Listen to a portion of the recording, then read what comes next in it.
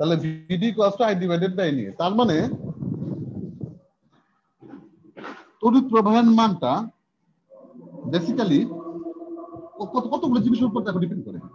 আর unit volume electron সংখ্যার উপর depend করে। ইলেকট্রনের চার্জ সেটা তো কনস্ট্যান্ট।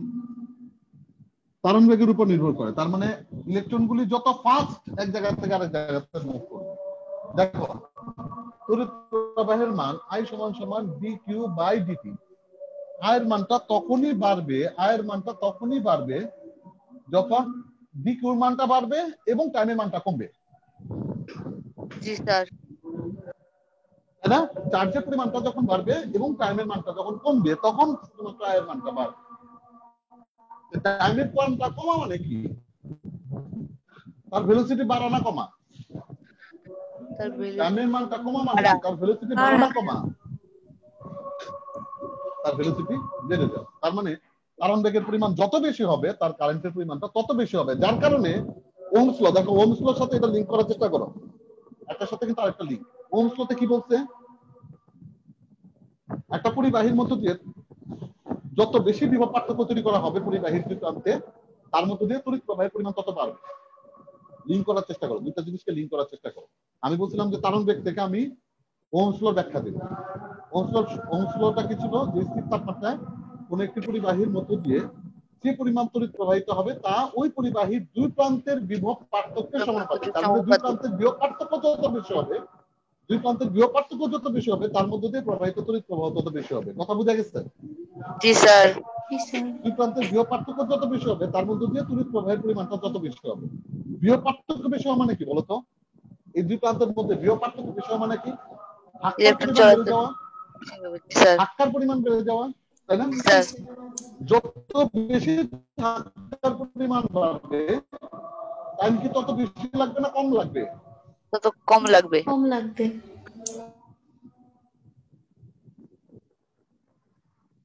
তত কম লাগবে, টাইম তত কম লাগবে। টাইম যত কম লাগবে তড়িৎ প্রবাহের পরিমাণ তত বেশি লাগবে। বেশি হবে না কম হবে? বেশি হবে। তত বেশি হবে। কথা ক্লিয়ার না? ক্লিয়ার না? স্যার ক্লিয়ার না? ক্লিয়ার না? Hello sir clear. দেখো ত্বরণ বেগের সাথে কত সুন্দর লিঙ্ক। ওহমস ল সূত্র কি? ওহমস ল সূত্র হচ্ছে বিভব পার্থক্য যত বেশি তড়িৎ প্রবাহের পরিমাণ তত বেশি হবে।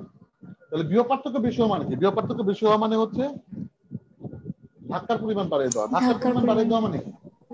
ধাক্কার পরিমাণ বাড়িয়ে দেওয়া মানে কি? ইলেকট্রন এক প্রান্ত থেকে আরেক প্রান্তে যেতে টাইম তত কম লাগবে। টাইম তত কম লাগা মানে কি? তড়িৎ প্রবাহ তত বেশি প্রবাহিত বেড়ে যাওয়া। তার মানে ধাক্কার পরিমাণ বেড়ে যাওয়া মানে হচ্ছে তার ভেলোসিটি বেড়ে যাওয়া, ত্বরণ বেগ বেড়ে যাওয়া। ত্বরণ বেগ মানে কি? অল ইলেকট্রনস এর এভারেজ বলেছে। ত্বরণ বেগ বেড়ে যাওয়া, ত্বরণ বেগ বেড়ে যাওয়া মানে হচ্ছে টাইম কম লাগা, টাইম কম লাগা মানে হচ্ছে তড়িৎ প্রবাহ বেড়ে যাওয়া। কথা বুঝে গেছে? জি স্যার। তার মানে এটাই হচ্ছে আমাদের ত্বরণ বেগের রাশিমালা I divided by NE into A। তাহলে এখন দেখো তড়িৎ প্রবাহের মানটা পার ইউনিট ভলিউমে চার্জের পরিমাণের উপর নির্ভর করে। পার ইউনিট ভলিউমে চার্জের পরিমাণ যত বেশি হবে উক্ত পরিবাহীতে চার্জের পরিমাণ তত বেশি হবে। ত্বরণ বেগের উপর নির্ভর করবে। ত্বরণ বেগ যত বেশি তড়িৎ প্রবাহের পরিমাণ তত বেশি। প্রস্থচ্ছেদের ক্ষেত্রফলের উপর নির্ভর করবে। তার মানে প্রস্থচ্ছেদের ক্ষেত্রফল যত বেশি হবে তড়িৎ তত বেশি প্রবাহিত হবে। এখন কথা হচ্ছে প্রস্থচ্ছেদের ক্ষেত্রফল যত বেশি হবে তড়িৎ যদি তত বেশি প্রবাহিত হয়, প্রস্থচ্ছেদের ক্ষেত্রফল যত বেশি হবে তড়িৎ যদি তত বেশি প্রবাহিত হয়, এখান থেকে একটু রোধের ডেফিনিশন, রোধের সম্পর্কটা একটু লিংক করার চেষ্টা করো তো। রোধ কমে যাবে। জি স্যার, রোধ কমে যাবে। মানে প্রস্থচ্ছেদের ক্ষেত্রফল যত বেশি হবে তার রোধ তত কমে যাবে। তার রোধ তত কমে যাবে। কথা বুঝে গেছে? প্রস্থচ্ছেদের ক্ষেত্রফল যত বেশি হবে তার রোধ তত কমে যাবে। এটা কিন্তু রোধের একটা সূত্র। জি স্যার। কিন্তু রোধের একটা সূত্র। প্রস্থচ্ছেদের ক্ষেত্রফল যত বেশি তার রোধ তত কম। ঠিক আছে? জি স্যার। Okay fine. হ্যাঁ প্রাপ্তি, বুঝতেছো? প্রাপ্তি জি স্যার। বোঝা যাচ্ছে? জি স্যার। না স্যার। প্রাপ্তি কি বুঝতে পারতেছো? হ্যালো আচ্ছা স্যার শোনা যাচ্ছে না আমার কথা? হ্যাঁ বুঝতেছো না? স্যার কথা স্যার বুঝতে পারছি। প্রাপ্তি কি বুঝতে পারতেছো? জি স্যার। আচ্ছা গুড। যদি সমস্যা হয় সাথে সাথে বলবা। আচ্ছা গুড। তাহলে এখন দেখো এটাই হচ্ছে লোক আমাদের তড়িৎ প্রবাহের সাথে ড্রিফট ভেলোসিটি বা তারণ বেগের রাশিমালা। তড়িৎ প্রবাহের সাথে তারণ বেগের রাশিমালা। ওকে, তড়িৎ প্রবাহের সাথে তারণ বেগের। জি স্যার। এখন দেখো তাহলে আই সমান সমান তাহলে কত, সরি ভিডি, ভিডি সমান সমান কত, ভিডি সমান সমান কত বলো? I by N E N E A I by N E E A তাই না? তাহলে আই সমান সমান হচ্ছে N E A into V. ভিডির মান বসিয়ে দাও। ভিডির মান কত? Minus E V minus E by V by M D MD T ইনটু tau ever. টাউ এভারেজ, তাই না? Okay fine. তাহলে এখন জি দেখো sir. Minus E square N A by M D tau average, okay, into V minus E square by N A B divided by D. Okay, তাহলে V সমান সমান কত? Minus M D by E square N A divided by tau average into I. কত হচ্ছে কিনা? V equals to MD by M E square by E square N A tau G average. Sir, G sir বুঝছি। Okay, জি sir. okay. জি এমটা sir. কি? এমটা কি? ইলেকট্রনের ভর। এমটা beta electron কি? ভর, পরিবাহীর দৈর্ঘ্য। পরিবাহীর ই দৈর্ঘ্য। হচ্ছে ইলেকট্রনের চার্জ, এন হচ্ছে পার ইউনিট ভলিউমে চার্জের পরিমাণ, এই হচ্ছে প্রস্থচ্ছেদের ক্ষেত্রফল। যে পরিবাহীটা আমরা কনসিডার করছি সেই পরিবাহীর প্রস্থচ্ছেদের ক্ষেত্রফল। টাউ এভারেজটা হচ্ছে রিল্যাক্সেশন টাইমের এভারেজটা। রিল্যাক্সেশন টাইমের এভারেজ। কথা বুঝে গেছে? জি স্যার। ওকে, দেখো তো এই সবগুলো কি কনস্ট্যান্ট না? এখানে নেগেটিভ সাইড তুমি কনসিডার করো যে কথা, না করো একই কথা, কারণ ইলেকট্রনের চার্জ নেগেটিভ, সেটা আমরা সবাই জানি। ঠিক আছে, জি স্যার। দেখো তো এই টোটাল টার্ম কোনো কনস্ট্যান্ট না? জি স্যার। এটা ইলেকট্রনের ভর, এটা হচ্ছে ডি কি? পরিবাহীর দৈর্ঘ্য। এগুলো সব লিখে নাও, পরিবাহীর দৈর্ঘ্য। ই হচ্ছে ইলেকট্রনের চার্জ, এন হচ্ছে ইলেকট্রনের সংখ্যা পার ভলিউম, পার ইউনিট ভলিউম। এ হচ্ছে প্রস্থচ্ছেদের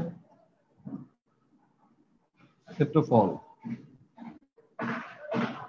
এটা হচ্ছে এভারেজ রিল্যাক্সেশন টাইম। তোলো তোলো, তাতে তোলো।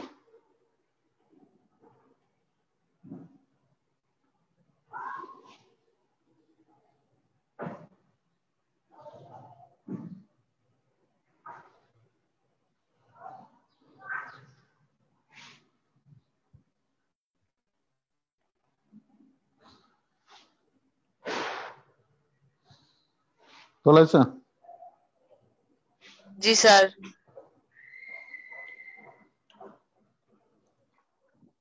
ওকে, ও ওকে, তাহলে এখন একটু খেয়াল করে দেখো, নির্দিষ্ট তাপমাত্রা এই সবগুলোই কিন্তু কনস্ট্যান্ট। জি স্যার। নির্দিষ্ট তাপমাত্রায় সবগুলো কি কনস্ট্যান্ট না? জি স্যার। ইলেকট্রনের ভর চেঞ্জ হবে না। ইলেকট্রনের ভর চেঞ্জ হবে? চেঞ্জ হবে। না স্যার। পরিবাহীর দৈর্ঘ্য চেঞ্জ হবে না। ইলেকট্রনের চার্জ চেঞ্জ হবে না। পার ইউনিট ভলিউমে ইলেকট্রন সংখ্যা চেঞ্জ হবে না, প্রস্থচ্ছেদের ক্ষেত্রফল চেঞ্জ হবে না, এভারেজ রিল্যাক্সেশন এটাও চেঞ্জ হবে। টেম্পারেচার যদি বাড়াই তাহলে কি কি চেঞ্জ হবে এটা বলো তো? স্যার ডি চেঞ্জ হবে টেম্পারেচার যদি বাড়ে, আর এ চেঞ্জ হবে। হ্যাঁ হ্যাঁ স্যার হ্যাঁ, ডি চেঞ্জ হবে, ডি পরিবাহীর দৈর্ঘ্য। টাও, এই যে টাও চেঞ্জ হবে, টাও চেঞ্জ হবে। জি স্যার। আর এ ঠিক চেঞ্জ আছে, হবে। আচ্ছা, জি স্যার। এ আর এন চেঞ্জ হবে, এন চেঞ্জ হবে। পরিবাহীর দৈর্ঘ্য, পরিবাহীর প্রস্থচ্ছেদের ক্ষেত্রফল 2-1 কেলভিন বাড়াইলে পরে তো বেশি পারবে না। বেশি পরিবর্তন হওয়ার কথা না। জি স্যার। জি স্যার। জি স্যার। 30 ডিগ্রি থেকে তুমি 30 ডিগ্রি থেকে তুমি ধরো 100 ডিগ্রি নিলাম, তাহলে চেঞ্জ হওয়া পছন্দ। যদি তুমি 30 ডিগ্রি থেকে 35 এ নাও তাহলে বেশি হবে না স্যার? তাহলে যতটুকু হবে ততটুকুকে আমরা নেগলিজিবল ধরে নিই, কিন্তু মেইনলি যেটা চেঞ্জ হবে টেম্পারেচারের সাথে সাথে এই দুইটা চেঞ্জ হবে। টেম্পারেচারের সাথে সাথে এই দুইটা চেঞ্জ হবে। কি কি? তাপমাত্রার সাথে সাথে এই দুইটা চেঞ্জ হবে। একটা হচ্ছে পার ইউনিট ভলিউমে ইলেকট্রন সংখ্যা চেঞ্জ হবে, আর একটা হচ্ছে এভারেজ টাইমটা চেঞ্জ হবে। কথা বুঝে গেছে? টেম্পারেচারের সাথে সাথে এই দুইটা চেঞ্জ হবে। জি sir. Okay fine. Average relaxation টাইমটা কেন চেঞ্জ হবে এবং এটা কেন চেঞ্জ হবে দেখো। রুম টেম্পারেচারে স্যার টেম্পারেচার বাড়লে তড়িৎ প্রবাহ কমবে না? সেটা পরে আসবে। টেম্পারেচারের সাথে সাথে রোদ বাড়ে না কমে? পরিবাহীর রোদ বাড়ে, তড়িৎ প্রবাহ বাড়ে। ডেফিনেটলি রোদ বাড়ে, তড়িৎ প্রবাহ কমে, তাই না? আই আছে ওইটার কথা বলছি, তাই না? আচ্ছা দেখো, টেম্পারেচারের সাথে সাথে আইও চেঞ্জ হবে, ডেফিনেটলি চেঞ্জ হবে, কিন্তু সেটাও আমরা ধর্তব্যে নিলাম না। টেম্পারেচারের সাথে সাথে এই 4-5 ডিগ্রি 6 ডিগ্রি টেম্পারেচার বাড়লে পরে খুব একটা বেশি পরিবর্তন, কিন্তু এই দুটা ডেফিনেটলি চেঞ্জ হবে। কেন এই দুটা চেঞ্জ হবে একটু খেয়াল করে দেখো। একটা পরিবাহী পদার্থে যখন সে রুম টেম্পারেচার আছে তখন কিন্তু সেখানে কোটি কোটি কোটি কোটি ইলেকট্রন আছে। কি পরিমাণ ইলেকট্রন আছে? পার মিটার কিউব আয়তনে 10 to the power 20 per metre cube আয়তনে 10 টু দি পাওয়ার 20 ইলেকট্রন আছে। ঠিক আছে? তাহলে এখানে ইলেকট্রন সংখ্যা হিউজ পরিমাণে বেশি রুম টেম্পারেচার, কারণ পরিবাহীটা টেম্পারেচারের প্রতি খুবই সেনসিটিভ। তুমি একটুখানি টেম্পারেচার বাড়িয়ে দিলে পরে দেখবে যে সেখানে ফ্রি ইলেকট্রনের পরিমাণ হাজার হাজার লাখ লাখ কোটি কোটি বেড়ে গেছে। কথা বুঝে গেছে? জি স্যার। টেম্পারেচারের প্রতি পরিবাহীটা খুবই সেনসিটিভ। আচ্ছা, এখন তুমি যখন টেম্পারেচার বাড়িয়ে দিবা হালকা, ধরো রুম টেম্পারেচার হচ্ছে 25 থেকে তুমি 27 এ নিয়ে গেলা, তখন কিন্তু পরিবাহীর ভিতরে যে পরমাণুগুলি এখন পর্যন্ত ইলেকট্রন ত্যাগ করে নাই, যেগুলো ভিতরে পড়ে আছে, সেই পরিবাহীগুলো এখন ইলেকট্রন ত্যাগ করা শুরু করবে। জি স্যার। এবং ইলেকট্রন ত্যাগের পরিমাণটা সেখানে হিউজ পরিমাণে বেড়ে যাবে, যার কারণে টেম্পারেচারের সাথে সাথে পার ইউনিট ভলিউমে ইলেকট্রন সংখ্যা বেড়ে যাবে। কথা বুঝে জি গেছে? স্যার। জি স্যার। এরপর হচ্ছে রিল্যাক্সেশন টাইম। রিল্যাক্সেশন টাইমটা কিভাবে চেঞ্জ হয় দেখো। রিল্যাক্সেশন টাইমটা কি? রিল্যাক্সেশন টাইমটা হচ্ছে যে একটা দুটো সাকসেসিভ সলিউশনের মধ্যকার টাইম ইন্টারভেল, দুটো সাকসেসিভ সলিউশনের মধ্যকার টাইম ইন্টারভেলটাকে বলা হয় রিল্যাক্সেশন টাইম। আচ্ছা, এখন যখন আমি টেম্পারেচার বাড়িয়ে দিচ্ছি তখন কি তাদের সংঘর্ষ বেড়ে যাচ্ছে না? জি স্যার। 25 ডিগ্রি সেলসিয়াসে তাদের সংঘর্ষের পরিমাণ যা ছিল, 25 ডিগ্রি সেলসিয়াসে তাদের সংঘর্ষের পরিমাণ যা ছিল, তার জন্য তাদের রিল্যাক্সেশন টাইম যা ছিল, যখন 25 থেকে তাকে আমি 28 এ নিয়ে গেলাম, তখন সংঘর্ষের পরিমাণ হিউজ পরিমাণে বেড়ে গেল, এবং সেখানে রিল্যাক্সেশন টাইম বাড়বে না কমবে? কমে যাবে। সংঘর্ষের মধ্যকার সংঘর্ষের পরিমাণ, মধ্যকার সংঘর্ষের টাইমটা অনেক কমে যাবে। মধ্যকার সংঘর্ষের টাইমটা অনেক কমে যাবে। কথা বোঝা গেছে? মধ্যকার সংঘর্ষের অনেক কমে যাবে, যার কারণে সেখানে এভারেজ রিল্যাক্সেশন টাইমের পরিমাণটাও কমে যাচ্ছে। তো এই দুইটা হচ্ছে টেম্পারেচারের সাথে সাথে, এই দুইটা মেইনলি খুবই সেনসিটিভ। টেম্পারেচারের সাথে সাথে এরা মেইনলি খুবই সেনসিটিভ, যে অল্প একটু টেম্পারেচার বাড়াইলে পরেই বা অল্প একটু টেম্পারেচার পরিবর্তন করলে পরেই এদের হিউজ পরিমাণে পরিবর্তন ঘটে। অল্প একটু টেম্পারেচার পরিবর্তন করলে পরে এদের হিউজ পরিমাণ পরিবর্তন ঘটে। কথা বুঝতে গেছে? জি স্যার। তাহলে এখন দেখো, তাহলে ভি সমান সমান এই টোটালটাই হচ্ছে একটা কনস্ট্যান্ট, এই কনস্ট্যান্টটাকে আমরা একটা কনস্ট্যান্টের মাধ্যমে নির্ণয় করি, যেটা কিনা এই যে কনস্ট্যান্টটা আমরা নিলাম, এই কনস্ট্যান্টটা কি বলতো? সেটা কি যে কোনো টেম্পারেচার না স্থির টেম্পারেচারে? স্থির টেম্পারেচারে।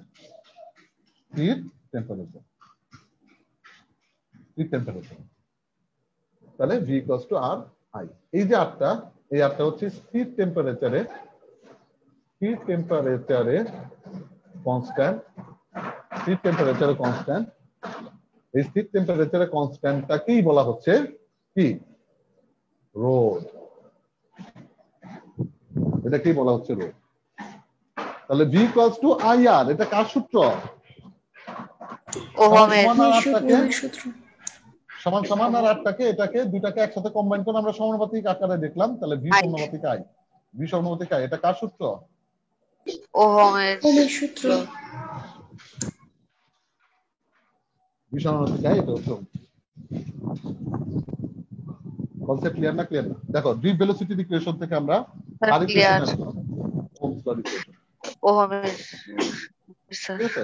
এবং এই যে ওহমস লটা, এই ওহমস লটা শুধুমাত্র দেখো দুনিয়ার যত সূত্র আছে, দুনিয়ার যত জায়গাতে যত বিজ্ঞানী যত সূত্র দিয়ে গেছে, সবসময় কিন্তু তারা একটা এনভায়রনমেন্ট কনসিডার করে নিচ্ছে। যদি এটা হয় তাহলে এটা প্রযোজ্য হবে, যদি এটা না হয় তাহলে এটা প্রযোজ্য হবে। তোমরা একটু একটা জিনিস লক্ষ্য করে দেখো, যত জায়গাতে যত সূত্র করছে, যদি জি এটা স্যার। হয় তাহলে এই সূত্রটা প্রযোজ্য হবে, যদি এটা না হয় তাহলে এই সূত্রটা প্রযোজ্য হবে।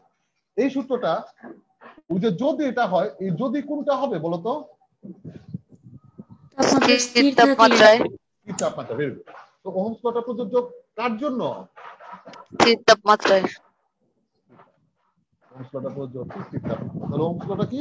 স্থির তাপমাত্রা একটা পরিবাহীর মধ্য দিয়ে কি পরিমাণ তড়িৎ প্রবাহিত হবে ওই পরিবাহীর তৃতীয়াংশের বিভব পার্থক্যের উপর নির্ভর করবে। নেক্সট ক্লাসে আমরা এখান থেকে স্টার্ট করবো, ঠিক আছে? জি স্যার। সবাই ভালো থাকো, সুস্থ থাকো, ভাই। নমস্কার স্যার।